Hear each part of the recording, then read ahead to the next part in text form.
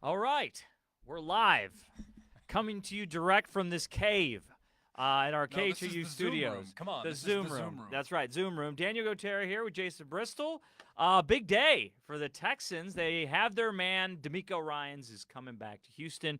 When you saw it, we kind of knew this was coming.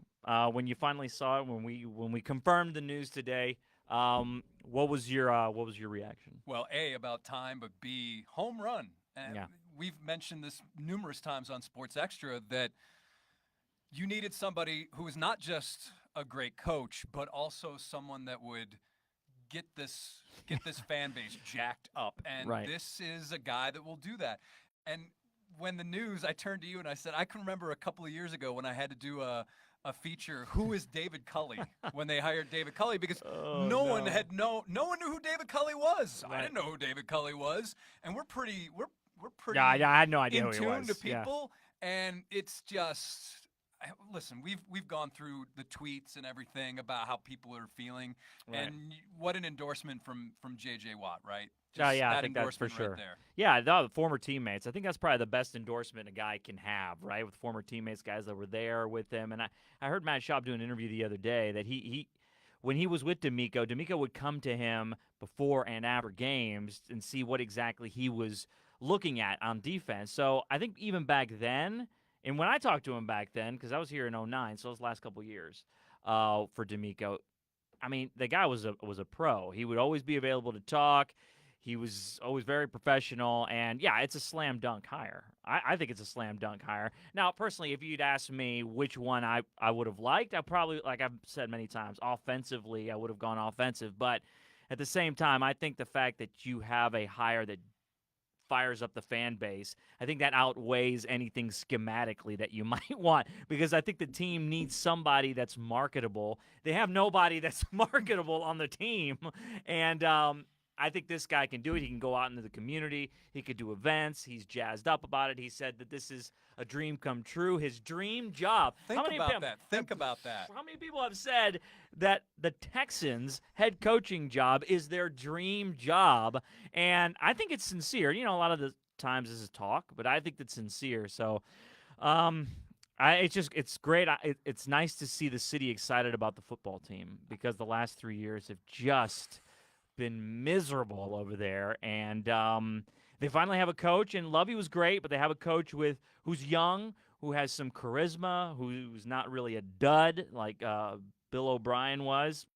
Nice guy, but he was a dud when it came to energizing the fan base. And I think this does so many things on many levels. When you said David Culley and how many coaches have said dream job, I actually wanted to go back and look at David Culley's statements when he was hired and whether he said this was a dream job for him. I think that'll be interesting to see. No, hey, David no, Culley. David Culley was like, "Hey, man, I just got somebody a job. wants me to be a head coach. Yeah, sign me up." But when you look at how the NFL is played now, yes, it's an offensive league, but I was listening to something either last week or over the weekend about how when you look at the teams that make the Super Bowl and win the Super Bowl, a lot of them are coached by defensive coaches. So, Yeah, I mean, I think there might be something to be said too. They're in the AFC, and it's going to be tough sledding, right? They have a lot of work to do in the AFC, so maybe you do go with a defensive-minded coach to help game plan. Um, and somebody just joining us, who is the new head coach? Well, Jessica, it's DeMeco Ryans, former Texans linebacker. He's been hired, reportedly on a 6-year contract. So maybe there is something to be said about having a defensive-minded guy to game plan for so many talented quarterbacks in the AFC. Like you go down the list. Yep. I mean, I went down the other day in my head. I think I got down to 7 guys that are legit quarterbacks that the Texans are going to have to go up against, and they're going to have to find their guy. This is great, and I've been saying this too, that DeMeco coming is awesome news, but unless he finds a quarterback, and unless this franchise finds a quarterback again, I mean, it might be tough, even tougher sledding for DeMeco and the gang. I think what's also encouraging is this is not just any defensive coordinator. This is a defensive coordinator coming from Yeah. Shanahan, Kyle Shanahan, Yeah, for who sure. is an offensive coach, right? So Yep. he knows what's up. He knows how this league is played. He's seen one of the best offenses in football right? He's seen one of the best offenses in football Yeah. up close, so he knows what it's going to take. At least scheme-wise. Scheme-wise, right. exactly, to win. Mhm. And the fact that you can have a third-string quarterback and make the NFC Championship game, that is, yes, talent, but it's also scheme. It has to be scheme because any For other sure. league, you go to third-string quarterback, and any other team rather, and I don't think that that's going to be in play. Jessica also wanted to know. Too bad it isn't Sean Payton. Sean Payton almost. Well, it's interesting because we had learned by ESPN that the Broncos had made a last-minute push to sign and hire DeMeco Ryans, Yes. and they couldn't, so they had to pivot to Sean Payton. So Sean Payton is now going to be the new head coach of the Broncos, which funny. normally would be probably the number one story here because of the number of people here from Louisiana, but not today. It's funny, when you were on the air, actually, I'll update that because there was Ian Rappaport had that with NFL Network, but then Adam Schefter, dueling media reports. So Rappaport said that the Broncos had made a last-ditch effort, but then Schefter comes back and says it's a total coincidence. So now they've got but now I kind of believe Rappaport because it's a more fun story. The truth is probably somewhere in between. Yeah, I mean, look, it's also big, and I think something needs to be said too about the conversations that were probably had behind the scenes that with Cal McNair, Hannah McNair, we have to include Hannah now. She's a big part of this, and Nick Caserio. The ownership, I think, made this a very big priority. And we're going to hear from Cal probably later this week.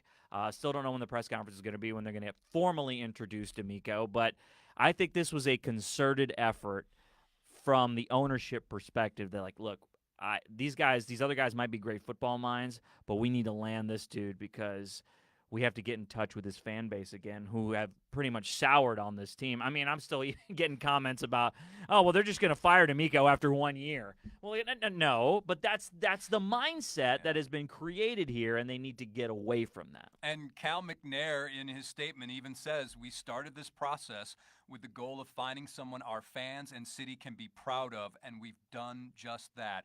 While we received a lot of incredible feedback and support for DeMeco from different people, it was our discussions with him and his vision for our football team that made him the right coach to lead us as we continue to evolve as an organization. And I think that's a really good term, evolution, because obviously the McNairs know, based on conversations and presentations that we've been a part of, that they get it. They understand. They know. Oh, yeah, for sure. They know what people are saying about their team, and how they're can working. You not? Yeah, how can you not? They're working really hard to change that and to right some wrongs, correct some mistakes. I don't know if they would say that. I mean, I think they were probably looking at this as a reset button. Yeah.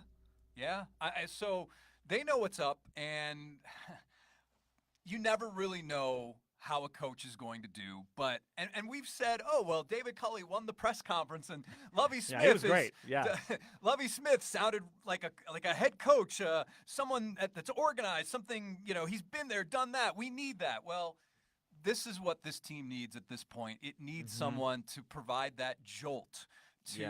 There is value in that. There is huge value in that. Huge value. Especially when you're in a city with a baseball team that dominates their respective sport. Yep. Right? So, and that's not obviously the Texans' fault. The Astros are so good, and they're not in competition. We know that. I mean, whatever. But at the same time, you do want to, look, Texas is a football state. Yep. And I know this city has become crazy about their baseball team, but we've talked about this. Yep. If the Texans get back to prominence like they were back in 2011, I don't know if prominence is the right word, but they were competitive every year. 18, 19? But even before that, they made that run in 11, 12, and all that.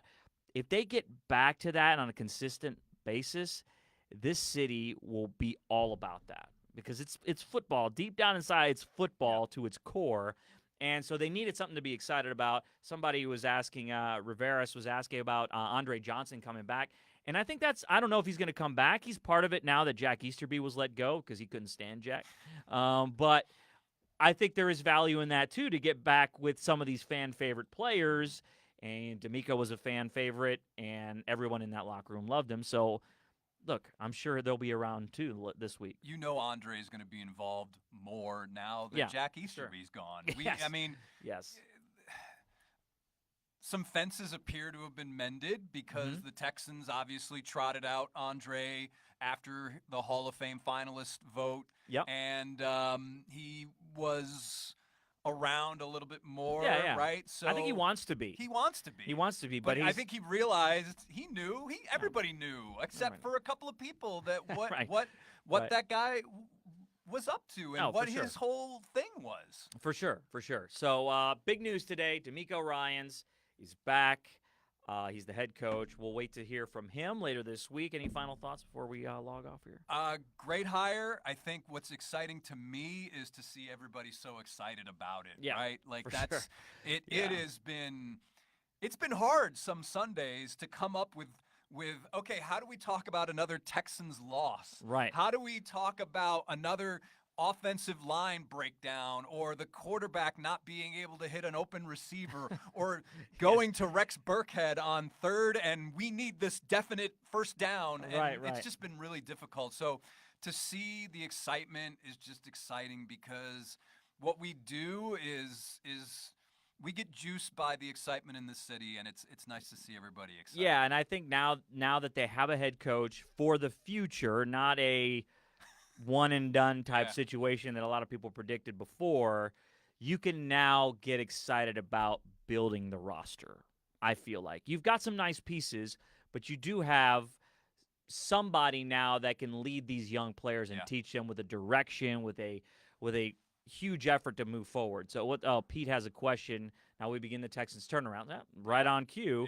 Yep. Young or Stroud or trade for Derek Carr and use the second overall pick on a defensive player, Jalen Carter or Will Anderson Jr. and upgrade defensively. Look, I said it from the beginning. You need a quarterback. Yep. You need a quarterback, and I get those other players are really good, and I get DeMeco's a defensive guy, Yep. but you can find a good defensive player at 12. Yep. Right? So if you wait to 12 to get a quarter, you're not going to be waiting at 12 to get a quarterback. So I think you go quarterback, and for me, I like Stroud. You like Young. I'm Bryce Young. Yes. And then Derek Carr, why would Derek Carr want to come here? He's at his point in his career. I mean, these guys have their money. He wants to win. He wants to win a Super Bowl. He wants to be in the playoffs. Yeah, so and I don't blame him. And I think Yeah. for those guys, for those older players that want to just go somewhere else, I think for those quarterbacks, your Aaron Rodgers name Yeah. being thrown around, I think those guys need to go to the NFC. Yeah. No, really. Yeah. I mean, they're up there in age. They're still good players, but you have a better chance of getting in the Super Bowl. Look at Matt Stafford. Stay in the NFC, went to the Super Bowl and won. So I think they should go offense, and we'll see what happens. But now we can talk about the offseason. Now we can talk about these players. No doubt. And one other thing, I'm going to be very interested to hear Nick Caserio talk about what it was about DeMeco, because I still believe that Jonathan Gannon was his guy.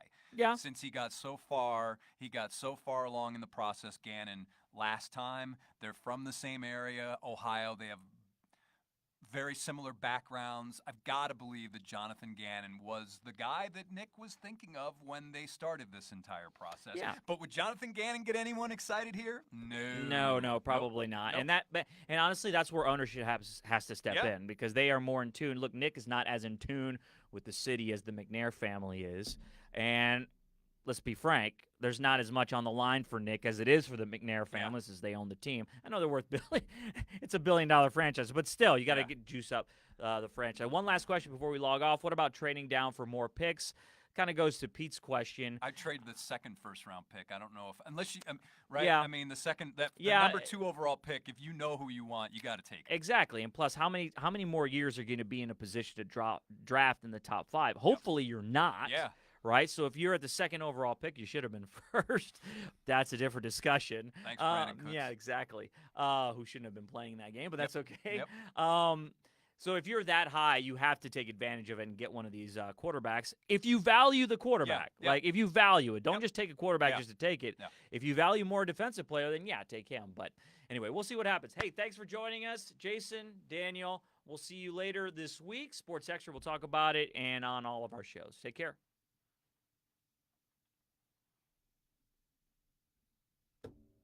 Sorry, I have to open up the the mouse. Bye.